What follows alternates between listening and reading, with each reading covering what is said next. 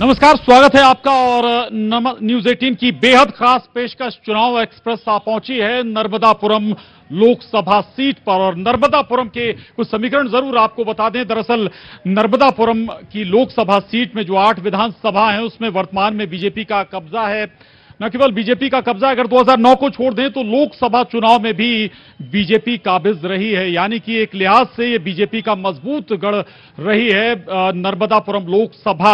और ऐसे में चुनौती जरूर है कांग्रेस के सामने, लेकिन यहां पर मुद्दे क्या हैं, किन मुद्दों पर बात हो रही है, लोकल इश्यूज हैं या फिर राष्ट्रीय मुद्दों पर हो रही है चर्चा, या फिर धारा 370 राम मंदिर पर आदमी फोकस है, उस पर हम तमाम लोगों से बात करेंगे, आम जनता से भी बात करेंगे। साथ ही हमारे साथ बेहद खास मेहमान इस खास शो में मौजूद हैं, उनसे भी हम चर्चा करेंगे। सबसे पहले उन खास मेहमानों का आपसे तारुफ करा देते हैं। हमारे साथ इस वक्त राजेंद्र सिंह ठाकुर जी हैं, प्रदेश प्रवक्ता बीजेपी। बहुत स्वागत है राजेंद्र सिंह जी न्यूज 18 की इस खास पेशकश में आपका। राजकुमार उपाध्याय जी, प्रदेश प्रवक्ता कांग्रेस, आपका भी बहुत स्वागत है इस खास चर्चा में। प्रशांत हरणे जी हैं, वरिष्ठ अधिवक्ता हैं, राजनीतिक विश्लेषक भी हैं, तो दोनों लिहाज से सवाल होंगे। प्रशांत हरणे जी से आपका भी बहुत स्वागत है। और साथ ही हमारे साथ एक और खास मेहमान हैं रोहित नागे जी, वरिष्ठ पत्रकार हमारे साथ इस चर्चा में हैं। रोहित नागे जी, आपका भी बहुत स्वागत है। और रोहित नागे जी के स्वागत के साथ हम चर्चा की शुरुआत करेंगे। राजेंद्र सिंह जी, ये बताइए, बीजेपी को वोट जनता क्यों दे नर्मदापुरम में? सिर्फ नर्मदापुरम की बात नहीं, पहले आपके सवाल के पहले मैं कह दूं कि कल रामनवमी है। सभी को आपके चैनल के माध्यम से भगवान श्री राम के जयंती या अवतरण दिवस की सभी को शुभकामनाएं, दर्शकों को।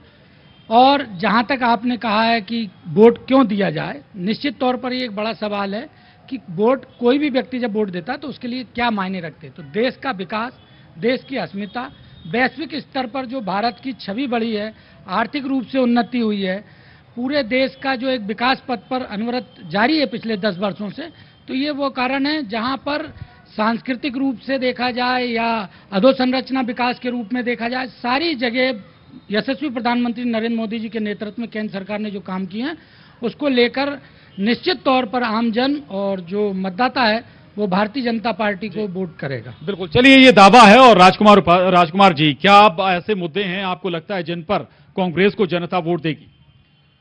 जनता इस बार इस क्षेत्रीय मुद्दों की बात करें अपन कि पिछले 10 सालों से भारतीय जनता पार्टी के सांसद रहे हैं, केंद्र में भी सरकार रही है, प्रदेश में भी रही है, डबल नहीं ट्रिपल इंजन की सरकार रही है, परंतु विकास के नाम पर बेरोजगारी यहाँ पर चरम पर है, स्वास्थ्य सेवाओं की यहाँ स्थिति खराब है, शिक्षा की स्थिति खराब है, व्यापार उद्योग के नाम पर शून्यता है पूरे जिले में। जो पूर्व में केंद्र सरकार कांग्रेस के समय और या प्रदेश सरकार रही हो, जब ऑर्डिनेंस फैक्ट्री या एसपीएम जैसे संस्थान लगे थे, उसके बाद कोई ऐसा बड़ा संस्थान यहाँ लग नहीं पाया है जिससे रोजगार उपलब्ध हो। तो विकास की बात करें और विकास पर ही यहाँ चुनाव लड़ा जा रहा है और विकास और मुद्दों पर ही हम वोट मांग। चलिए, विकास इनके लिहाज से मुद्दा है और बेरोजगारी भी एक मसला है। प्रशांत हरणे जी, आखिर कैसे कौन से इशू हैं जो लगता है आपको इस क्षेत्र में जिन पर बात हो रही है, चर्चा हो रही है? देखिए, मुख्य रूप से लोकसभा के चुनाव में होशंगाबाद लोकसभा क्षेत्र की जो जनता है, मेरा जो अनुभव है उसके हिसाब से वो बहुत सुलझी हुई है, बहुत समझदार है। और ज़्यादातर इलेक्शंस में लोकल इश्यूज काम नहीं करते हैं, नेशनल इश्यूज ही काम करते हैं। तो जो नेशनल इश्यूज हैं उसके ऊपर ही वोटिंग होगी। पिछली सरकार ने जो काम किए हैं गुण दोषों पर, यानी मैं ये नहीं कह रहा हूं कि पूरे सब अच्छे ही काम के, कुछ दोष भी होंगे, तो जनता ये जानती है। आज सोशल मीडिया इतना पावरफुल है, आज की हर आदमी को सब चीज की जानकारी, हर चीज की जानकारी वो रोज अपडेट होता है। तो जनता को ये पता है कि हमको गुण और दोष दोनों ही देखना है और हमको हमारे हिसाब से अपना प्रतिनिधि चुनना है। तो यहाँ की जनता समझदार है और निर्णय सोच समझ के करेगी, ऐसा मेरा विश्वास है। बिल्कुल, जनता समझदार है, सोच समझकर निर्णय करेगी। वरिष्ठ पत्रकार रोहित जी हमारे साथ हैं। रोहित जी, कौन से मुद्दे नर्मदापुरम में हैं? लोकल इश्यूज पर बात हो रही है, नेशनल इश्यूज पर चर्चा है? वैसे तो लोकसभा चुनाव ज़्यादातर नेशनल इश्यूज पर ही होता है, लेकिन हम मान लें कि 20-30% लोकल मुद्दे भी होते हैं। जहाँ तक विकास की बात है तो विकास तो हुआ है, लेकिन ज़्यादातर जो है लोकसभा में जो विकास होते हैं वो जनता ज़्यादातर ये अपने आसपास का विकास देखती है। जो लोकल की बॉडी को करना चाहिए, जनता सोचती है वही विकास है। काम तो हुए हैं, लेकिन काम सिर्फ भाजपा की सरकार में हुए हैं, कांग्रेस में नहीं हुए, ऐसा नहीं है। सरकारें जो भी रही हैं सबने अपने अपने हिसाब से काम किए हैं। अभी वर्तमान में जो है पिछले 10 लोकसभा का हम इतिहास देखें तो आंकड़ों पर देखें तो बीजेपी का पलड़ा भारी रहा है। अब जनता के मन में क्या है, बदलाव है या उसको रेगुलर करना है, उसको निरंतर रखना है, ये जनता जानती है। जनता जिसने जनता की खामोशी पढ़ ली वो बाजी मार लेगा। बिल्कुल, वो बाजी मार लेगा। हमारे साथ जनता जनार्दन भी है, हम लोगों के पास भी जाएंगे, बातचीत करेंगे आखिर उनके इश्यूज क्या हैं, किन मुद्दों पर वो चाहते हैं कि बात होनी चाहिए, और उनके सवाल होंगे, जवाब नेताजी के होंगे। लेकिन उससे पहले चूंकि धार्मिक नगरी है नर्मदापुरम और हम कहें नर्मदा की गोद में इस वक्त हम बैठे हैं, तो कुछ धार्मिक भी हम सुनना चाहेंगे। एक पूरी मंडली हमारे साथ यहां मौजूद है। क्या सुना रहे हैं आप हमें? सर एक भजन सुनाते हैं नर्मदा जी का। जी, नर्मदा जी का एक बहुत ही प्यारा सा भजन जो कि हमारे बुंदेलखंडी भाषा में यहाँ पर प्रचलित है, उसी में आपको एक प्यारा सा भजन सुनाता हूँ।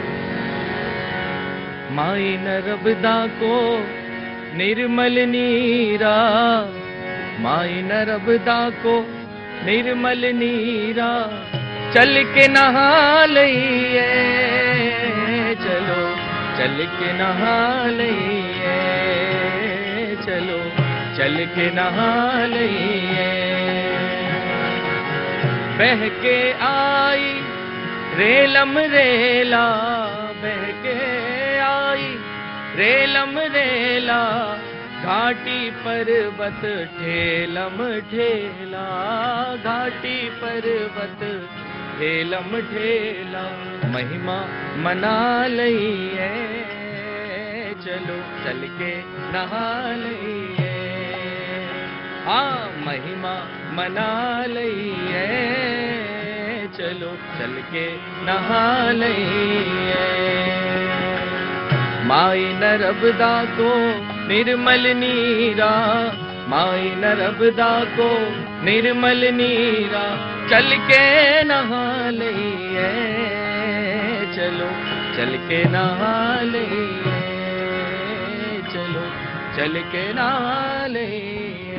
तो हम धार्मिक नगरी नर्मदापुरम में है, नर्मदा के तट पर हैं, और आपने ये गीत भी सुना नर्मदा को कहते हुए, या हम कहें। लेकिन अब हम जनता के बीच जाएंगे, जनता जनार्दन के बीच जाएंगे, समझेंगे भी कि आखिर मुद्दे क्या हैं, इशू क्या हैं, क्या मुद्दे आपको लगते हैं इस लोकसभा चुनाव में हैं। कांग्रेस कह रही है कि 400 पार का बीजेपी बात कर रही है। अगर ऐसा होता है तो संविधान को खतरा हो जाएगा? नहीं, संविधान को कोई खतरा नहीं होगा। मोदी जी के कार्यशैली के आधार पर पहली बार ऐसा लग रहा है देश में कि जनता चुनाव लड़ने के लिए, वोट डालने के लिए आतुर है। अब की बार 400 पार होगा ही। 400 पार की बात कर रहे हैं, आधार क्या है? आधार पूरे देश में जिस प्रकार से भारतीय जनता पार्टी ने विकास किया है, और भारतीय जनता पार्टी को जब मैनिफेस्टो रहता है और वो जो मैनिफेस्टो पर भारतीय जनता पार्टी काम करती है, वो सारी विपक्षी पार्टियों के लिए सबसे बड़ी मुसीबत वही है, क्योंकि सारी विपक्षी पार्टियां अपना जो मैनिफेस्टो लेकर आती है उसके हिसाब से कभी काम नहीं करती है। भारतीय जनता पार्टी जो भी मैनिफेस्टो लेकर आती है, 370 धारा हो, राम मंदिर हो, सीए हो, एनआरसी हो, जो भी देश की सुरक्षा से के संबंध में हो, देश के विकास के संबंध में, जब भी भारतीय जनता पार्टी अपने वादे करती है उनको पूरा करती है। अब जहां तक कांग्रेस का सवाल है, यहाँ पर मुख्य विपक्षी पार्टी कांग्रेस है। कांग्रेस अपने वचन पत्र पर कभी भी आत्मसात नहीं करती। कांग्रेस अपने वचन पत्र पर कभी भी नहीं रही। मैं आ रहा हूं आपके पास, अगर कुछ और सवाल जहन में है दादा आपके। ये चुनाव देश का चुनाव है और इस चुनाव के अंदर सबसे बड़ी बात यह है, विपक्षी पार्टी जो है हमारी, आपके सवाल पे बड़ा जोरदार, मैं पुराना कांग्रेसी रहा हूं इसलिए चल रहा है। सबसे बड़ी बात यह है कि आज देश में हमारी जो विपक्षी पार्टी है वे अपनी पारंपरिक सीट रायबरेली और अमेठी से कैंडिडेट ही नहीं उतार पा रही है। आज ये स्थिति है, आज ये स्थिति है इनकी कि ये रायबरेली और अमेठी से प्रत्याशी नहीं दे पा रहे हैं, जो पारंपरिक सीट है कांग्रेस पार्टी की। अब इस सब को देखते हुए देश की जनता मध्य प्रदेश में 29 बड़ी बात आपने कही है, अमेठी रायबरेली में आप लोग अपना उम्मीदवार नहीं ढूंढ पा रहे हैं, क्या स्थिति है कांग्रेस की?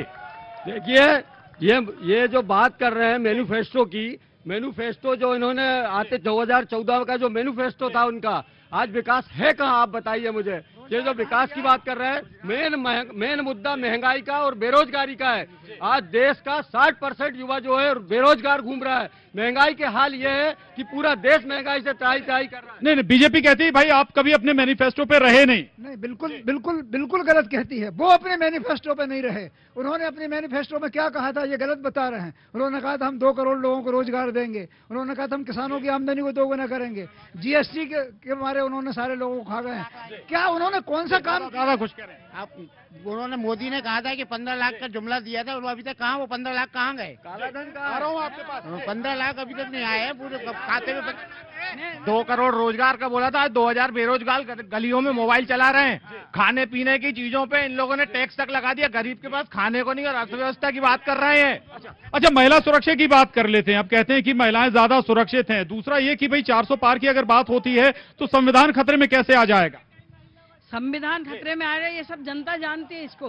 लेकिन मैं आपने जो महिलाओं के बारे में बोला है, तो महिला हमारी इतनी खतरे में है कि जब भी भाजपा की सरकार रही तो मध्य प्रदेश में सबसे नंबर 1 पे हमारा मध्य प्रदेश रहा महिला अत्याचार में।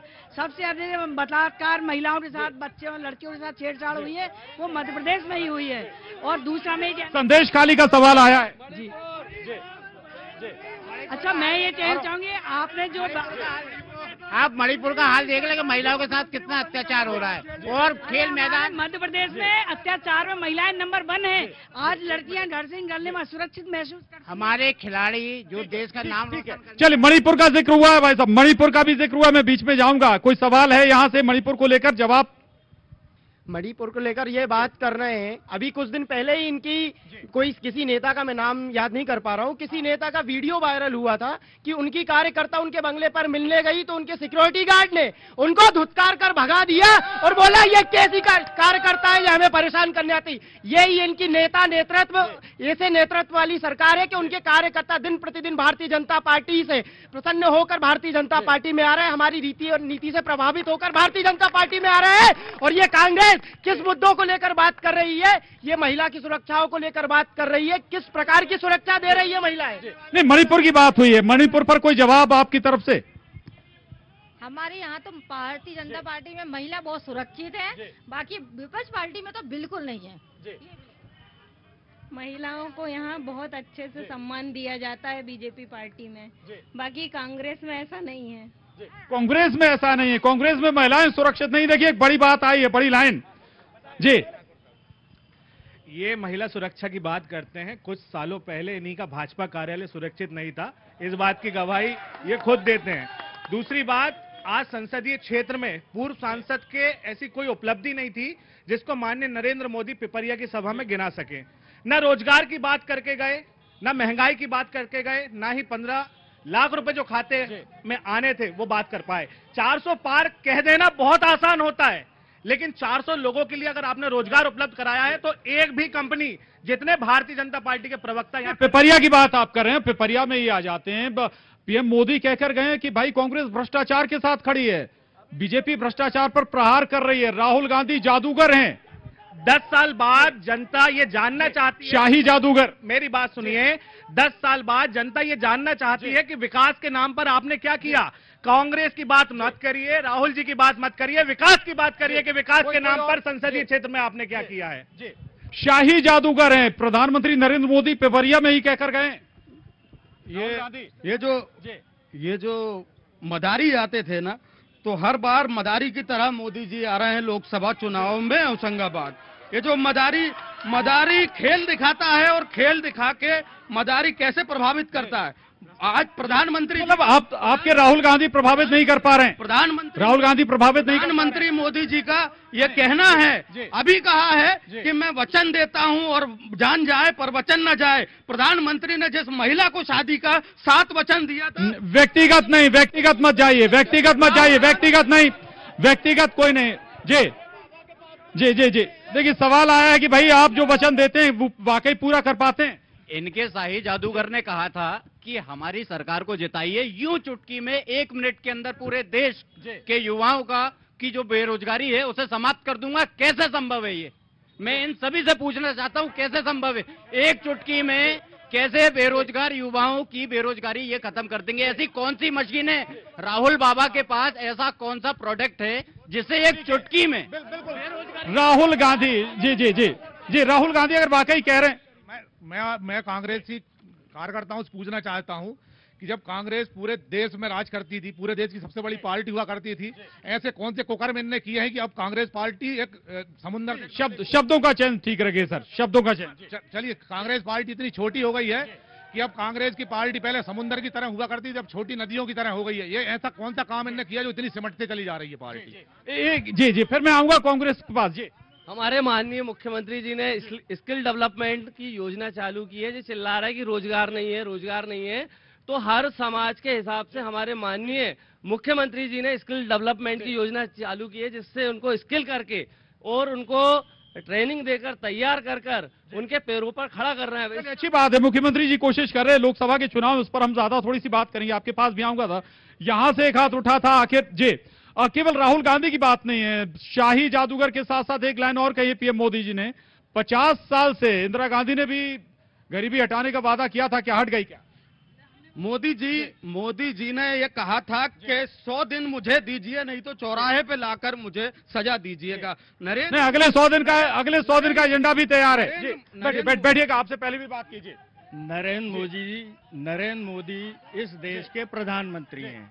उनको हमेशा शाही जादूगर और सारी चीजें भाजपा में दिखती। उनको ये देखना चाहिए कि वो जब 2014 में आए थे तो उनने देश का भाग्य भविष्य बदलने का वादा किया था।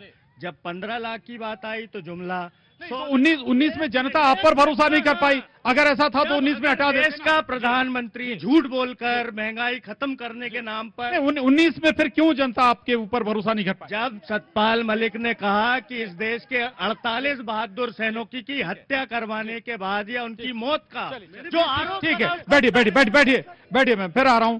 देखिए जी कांग्रेस से पीछे कुछ और जाऊंगा, कुछ और युवा है उनसे भी बात करूंगा। यहाँ किसी का कोई सवाल है? जी सर, मेरा नाम सागर बेनीवाल है। मैं राष्ट्रीय आम आदमी पार्टी से संस्थापक सदस्य हूँ। मेरा क्वेश्चन ये है, जितने भी यहाँ पर ये लोग बैठे हुए हैं, ठीक है, एक सेकंड सुनना, पहले मैं बताऊं। अरे सुने नहीं सर, अरे उनको छोड़िए, आप अपनी बात रखिए। ये इस विधानसभा में रह रहे, इनको इतना सा नहीं पता कि इन्होंने सबसे पहले किसी राष्ट्र को जब खराब करते हैं तो शिक्षा व्यवस्था खराब कर देते हैं, और शिक्षा व्यवस्था खराब करने के लिए इस विधानसभा से लेकर राज्य में भी और देश में भी शिक्षा व्यवस्था के लिए जितने भी जो बड़े बड़े लोग हैं उन्होंने सरकारी संस्थान पूरे खत्म कर दिए हैं। और इटारसी से लेकर होशंगाबाद तक कितने सरकारी स्कूल थे। चलिए एजुकेशन पर फिर मैं जाऊंगा, सवाल करूंगा। जी, स्वास्थ्य को भी लेकर और बेरोजगारी को लेकर भी। और दादा कुछ कहना चाहते हैं? जी, कुछ नहीं किया।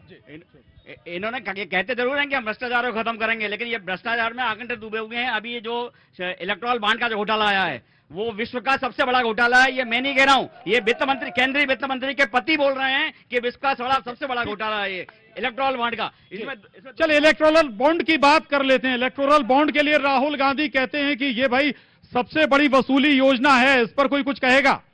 जी, मैं आपको बताना चाहता हूं, ये जो इलेक्ट्रो बॉन्ड पर जो बोल रहे हैं, जो पार्टी सत्ता में है, केंद्र में रह रही है, उसके बाद उसका चंदा सबसे कम है, और जहां पर कांग्रेस और उसके सहयोगी दलों के पास सबसे अधिक जो इलेक्ट्रो बॉन्ड का चंदा हुआ है, इनको ज्ञान होना चाहिए।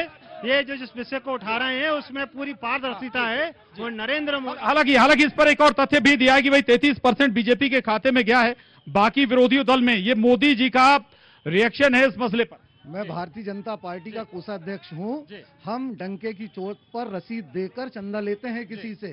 300 करोड़ 350 करोड़ कांग्रेसियों के घर से पकड़ाते हैं, भाजपा के लोगों के घर से नहीं पकड़ाते हैं, रसीद देते हैं और देश के विकास में पार्टी के लिए डंके की चोट पे खर्च करते हैं। हमारी पार्टी के कार्यकर्ताओं पे खर्च करते हैं, कार्यक्रमों पे खर्च करते हैं। चलिए, ये एक बड़ा आरोप है कि कांग्रेसियों के खाते से, कांग्रेसियों के घर से पैसा बरामद हो रहा है। दादा, ये हमारे भाई कह रहे हैं कांग्रेसियों के घर से पैसा बरामद हो रहा है। मैं इनसे पूछना चाहता हूं, क्या किसी भाजपा नेता के घर ईडी, सीडी, सीआईबी का कोई छापा पड़ा? जब तक कोई जाएगा ही नहीं तो पैसा निकलेगा कैसे बाहर?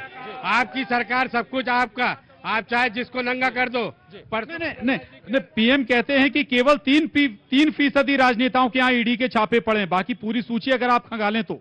अब देश में तो लाखों नेता हैं, लाखों घर थोड़ी पड़ेंगे छापे। जो कांग्रेस के मजबूत लोग हैं, जितने छापे पड़े उनमें केवल 3% नेता हैं, या विपक्ष के जो नेता है, बड़े नेता हैं, उनके घर छापे मार के पैसा बरामद करके उनको कमजोर करना, उनको चुनाव से बाहर करने की साजिश है। आप भारतीय जनता पार्टी में लोगों के पास भी भ्रष्टाचार का पैसा है, उनके घर आज तक। ठीक है जी। अगर ईडी आ रही, पहुंच रही है, तो डर किस बात का है? अगर गलत नहीं किया तो फिर डर क्यों? मैं ये कहना चाहता हूँ, अंबानी और अदानी के यहाँ क्यों नहीं छापा पड़ रहा है?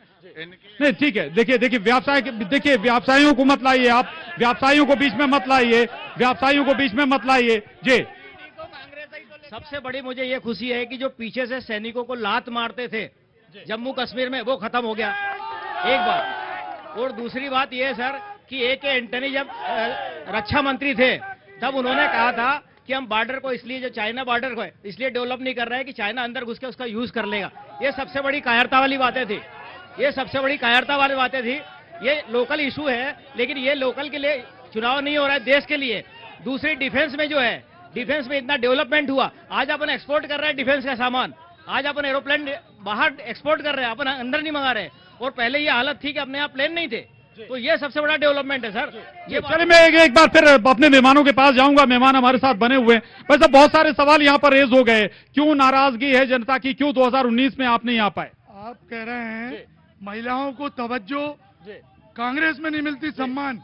ये देखिए, ये प्रधानमंत्री मोदी की सभा थी पिपरिया में, जिसमें उनकी महिला पार्षद ने आरोप लगाई है कि मुझे सम्मान नहीं मिला। मंच पर उसको जलील किया गया, उसने खुला आरोप लगाई मंडल अध्यक्ष पे। पिपरिया पे आऊंगा, पिपरिया पे ही बोल रहा हूँ मैं कि पहले तो ये अपने गिरेबान में देखें, और दूसरा रोजगार पे बात करें, यहाँ विकास की बात। रोजगार के तो आंकड़े भी रख रहे हैं जी। बिल्कुल नहीं है। यहाँ मध्य प्रदेश की बात कर लीजिए, इस जिले की, इस लोकसभा संसदीय क्षेत्र में हालत खराब है। जवाब देना चाह रहे हैं जल्दी, कम शब्दों में राजेंद्र जी। मेरे केलू भाई ने कहा कि महिलाओं को सम्मान, भारतीय जनता पार्टी ने राज्यसभा सांसद यहाँ से दिया, और सामने मीना वर्मा बैठी अध्यक्ष का चुनाव लड़ी, कांग्रेस के आधे लोगों ने क्रॉस वोट किया, ये खुद शिकायत कर चुकी। बोलिए केलू भाई, आपके कांग्रेसियों ने इनको अपमानित किया, 5 में से 2 वोट मिले, 3 लोगों ने क्रॉस वोट कर दिया। आप बात कर रहे हो, आप महिलाओं को ये सम्मान देते हो? ठीक है, इस पर रिएक्शन ले लेते हैं। जी बैठिए जी। मैं भले ही हमारे कांग्रेस के 5 पार्षद थे, भाजपा के 29 थे, लेकिन मैंने बीजेपी के सामने चैलेंज से चुनाव लड़ा। मैंने बांटोवर नहीं दिया, मुझे मालूम था बीजेपी वाले वोट देंगे। नहीं, कोई गद्दार नहीं।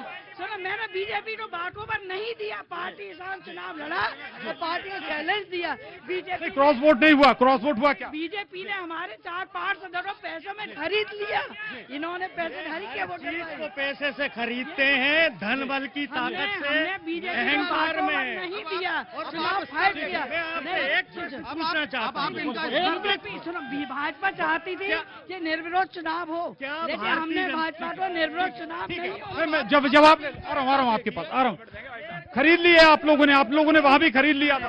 देखिए, एक मिनट, ये अपने आप ये बोल रहे हैं कि बीजेपी ने ये दीदी जो कह रही हैं, इनको वहाँ पर प्रस्तावक नहीं मिला था, ये परेशान होती रही। ये बोल रही है कि खरीद लिया था, तो बिकाऊ है क्या? तो खरीद लिया था पहली बार। ये पार्टी अपनी गुटबाजी में परेशान है, इसके नेता अभी लोकसभा का चुनाव है, नगर पालिका का चुनाव नहीं है।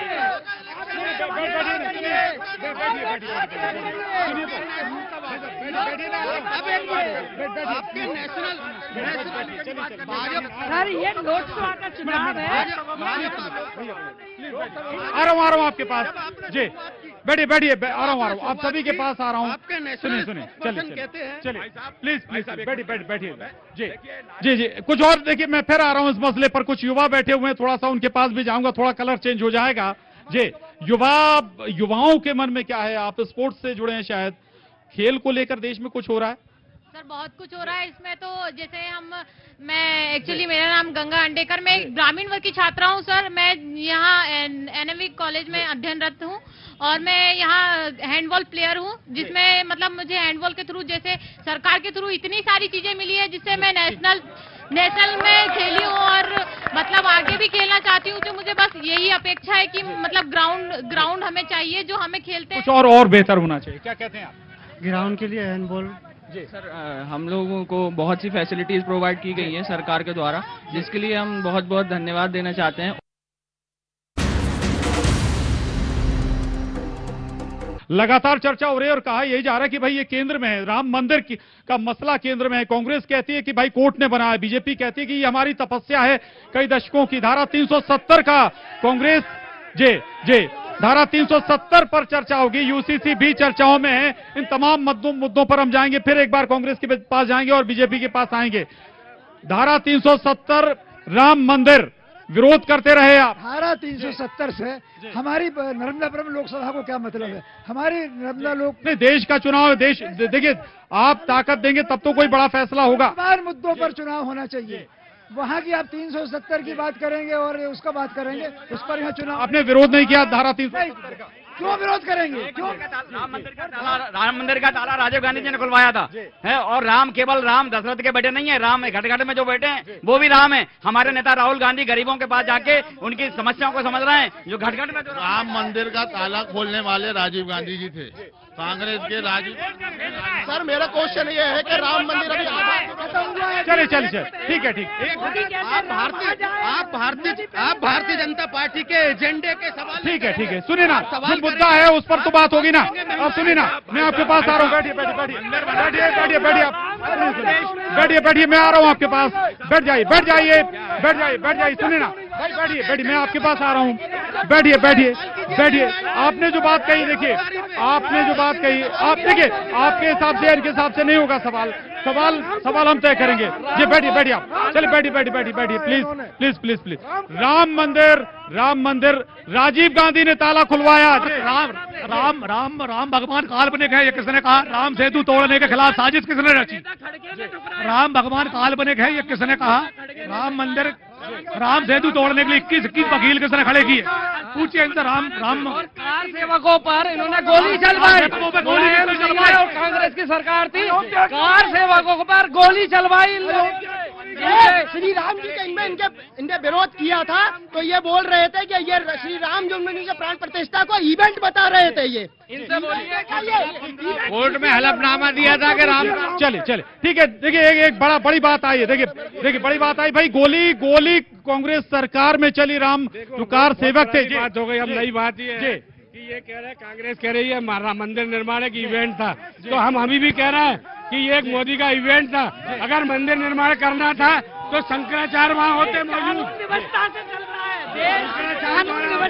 नेता नहीं करते मंदिर का निर्माण। मंदिर निर्माण इवेंट है। कांग्रेस की तरफ से लाइन आई है। जी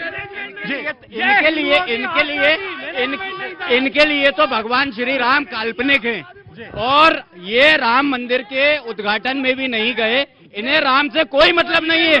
और इनका नेता राहुल गांधी अपने आप को भगवान भोलेनाथ का भक्त बताते हैं। अपने आप को पर वचन न जाए, राम को सारी हम पे धर्म के नाम पर राजनीति करती भाजपा। इनसे पूछिए राम मंदिर कब जाएंगे, अब तारीख कब बताएंगे? तारीख पूछ लीजिए, राम मंदिर कब जाएंगे? देखिए राम मंदिर हम जब जाएंगे जब शंकराचार्य जी कहेंगे। माइक छोड़िए। मंदिर का निर्माण विधि विधान से पूरा हो गया। मेरा क्वेश्चन ये है कि राम मंदिर भी पूरा बना नहीं है। राम मंदिर का विरोध नहीं किया, ये कहा था हमने। नहीं, बीजेपी कहती है भाई बताइए कब जाएंगे। चले जाएंगे। सनातन धर्म के मुखिया चले जाए। वोट सुन लीजिए। माइक नहीं। बैठिए प्लीज। हम भी बैठिए भाई, इन लोगों के पास नहीं आए। यहाँ भी बात करेंगे हम लोगों से।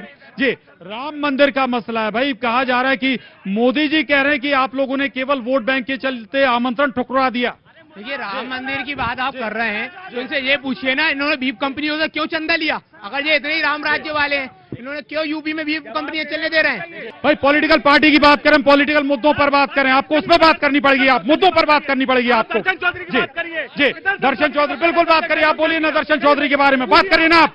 जी नहीं सुनिए। नहीं भाई भाई आपकी सियासत, आपकी बीजेपी की सियासत केवल केंद्रित है राम मंदिर पे, हिंदू धर्म पे, इससे आगे नहीं बढ़ते आप? हमारी बीजेपी की सियासत न राम मंदिर पर केंद्रित है, हमारी बीजेपी की सियासत देश के विकास पर केंद्रित है। और इस संसदीय क्षेत्र में 25.5 लाख परिवारों का हमने केंद्र सरकार और राज्य सरकार ने विकास कराया है, जिसके आंकड़े हमारे पास हैं। फिर राम मंदिर के आधार पर वोट क्यों मांग? राम मंदिर का हम वोट नहीं मांग रहे, लेकिन राम मंदिर हमारा एजेंडा तब से था जब भारतीय जनता पार्टी के 2 सांसद थे। और राम मंदिर पे हमने वोट नहीं मांगी है। हमने कांग्रेस कह रहा इवेंट बना दिया आपने। राम मंदिर पे हमने वोट नहीं मांगी है। एक मिनट आपने इवेंट नहीं बना दिया, इवेंट बना दिया आपने। नहीं, कोई इवेंट नहीं बनाया। हमारा मतलब ये, राम जी हमारा आराध्य है, रहेंगे, उनके नाम पर हम वोट नहीं मांग रहे हैं। वोट हम विकास के नाम पर मांगेंगे। और जो नारा जय श्री राम लगाएंगे, वोट विकास के नाम पे मांगेंगे। जी जी जी, ठीक है।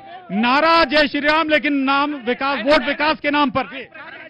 धर्म के नाम पे भाजपा धर्म के नाम पे वोट मांगती है और आपस में भिड़ाती है। आप बताओ ना, आप बताओ। जी आप विकास के नाम पर चुनाव करना चाहिए। हाँ, मसीह ने फेंटा है, मसीह ने सेट है। राम मंदिर का विरोध नहीं किया हमने, ये कहा था पूर्ण निर्माण होने के बाद। मैं चाहता कि ऐसी कौन सी समस्या आ गई थी कि अधूरे राम मंदिर के निर्माण में, अधूरा राम मंदिर में इनको उद्घाटन करना पड़ा? नहीं, आप लोग क्यों नहीं गए? आप लोग प्राण प्रतिष्ठा में क्यों नहीं गए? कांग्रेस ने प्राण प्रतिष्ठा से दूरी क्यों बनाई? सनातनी संस्कृति से, उसके अंदर सनातनी संस्कृति से मंदिर का जो उद्घाटन है वो नहीं हुआ। पूर्ण रूप से वहाँ से शंकराचार्य जी, जगत गुरु शंकराचार्य जी, उन्होंने उसकी मुखालफत कर दी थी, वो बाहर थे और ये सनातनी संस्कृति के खिलाफ था। उसके हिसाब से बिल्कुल नहीं हुई प्राण प्रतिष्ठा। आप उनसे सवाल कीजिए।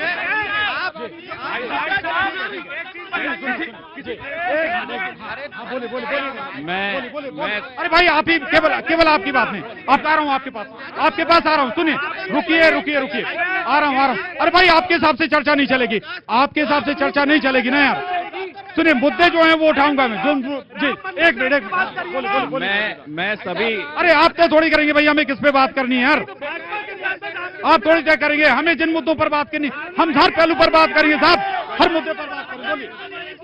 मैं सब विकास बोल रहे हैं। मेरा एक सवाल है, आज की डेट में 370 पर बताओ। 370 राम मंदिर का 370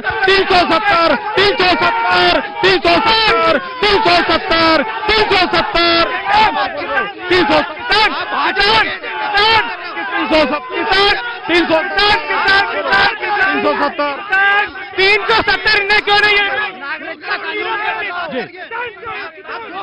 बैठिए, आपके पास आ रहा हूँ।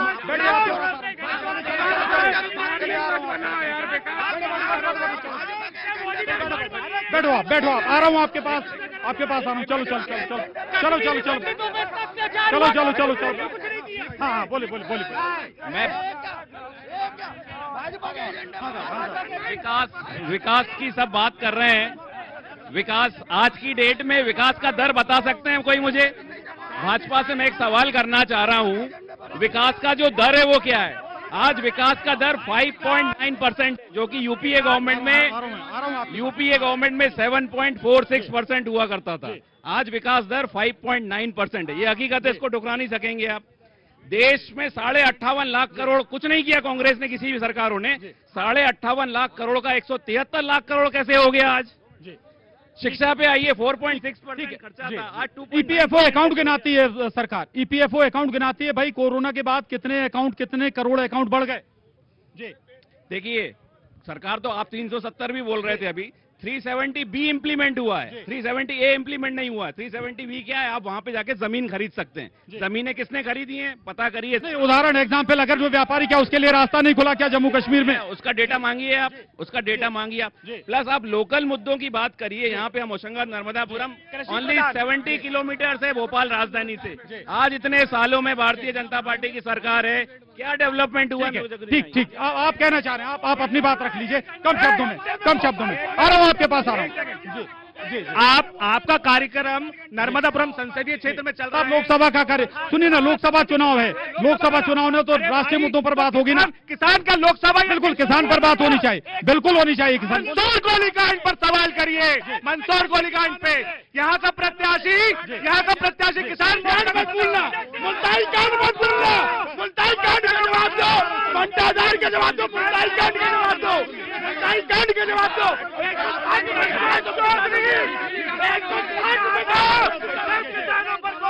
160 रुपए